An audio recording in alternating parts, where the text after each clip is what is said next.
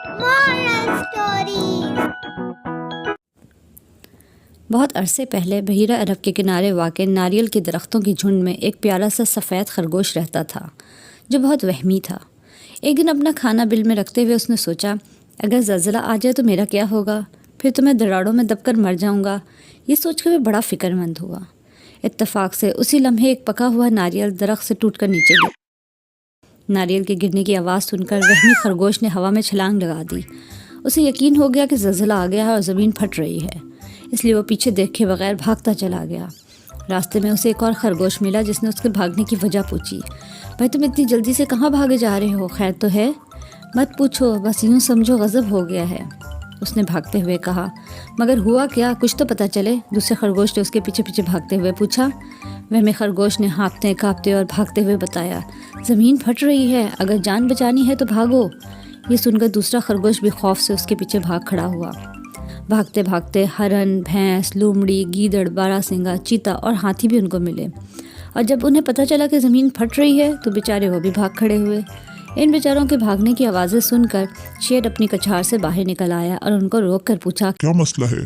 تم سب کہاں بھاگے جا رہے ہو؟ جب اسے بتایا گیا کہ زمین پھٹ رہی ہے تو اس نے سوچا کہ ان سب کو غلط فہمی ہوئی ہے۔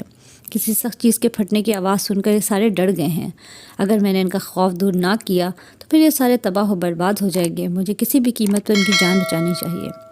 یہ سوچ کر شیر نے پوچھا، تم میں سے کس نے زمین کو پھٹتے ہوئے دیکھا ہے؟ کسی نے کہا، ہاتھی کو پتہ ہے، لیکن ہاتھی نے جواب میں کہا، مجھے کوئی پتہ نہیں، مجھے تو چیتے نے بتایا تھا۔ چیتے نے انکار کیا اور کہا، مجھے یہ تو سب کچھ بی لومڑی نے بتایا تھا۔ بھی لومڑی نے سنا تو صفائی پیش کی، خدا کی قسم، میں نے دھرتی کو پھٹتے ہوئے نہیں دیکھا تھا، میں تو مزے سے سو رہی تھی۔ مجھے کچھ نہیں معلوم، خرگوش نے مجھے بتایا تھا۔ شیر نے سفید خرگوش کو مخاطب کرتے ہوئے پوچھا، کیا یہ سچ ہے کہ تم نے زمین کو پھٹتے ہوئے دیکھا تھا؟ خرگوش نے جواب میں کہا، یہ حقیقت ہے۔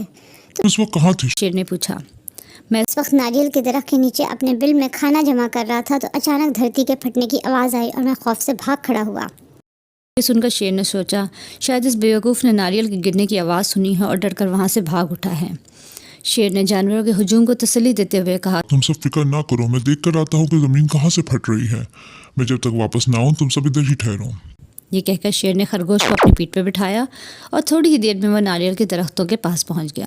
شیر نے اسے اپنی پیٹھ پر سے اتارا اور کہا، مجھے وہ جگہ دکھاؤ جہاں سے زمین پھٹنا شروع ہوئی ہے۔ خرگوش خوف سے تھر تھر کانپ رہا تھا۔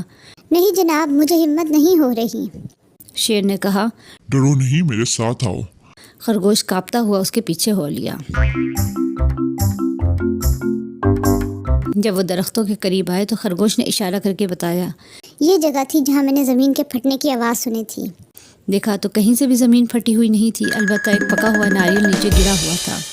یہ حقیقت معلوم کر کے شیر خرگوش کو اپنی پیٹھ پہ بٹھا کر واپس دوڑا اور آ کر ڈرے ہوئے جانوروں کو سارا ماجرا کہہ سنایا۔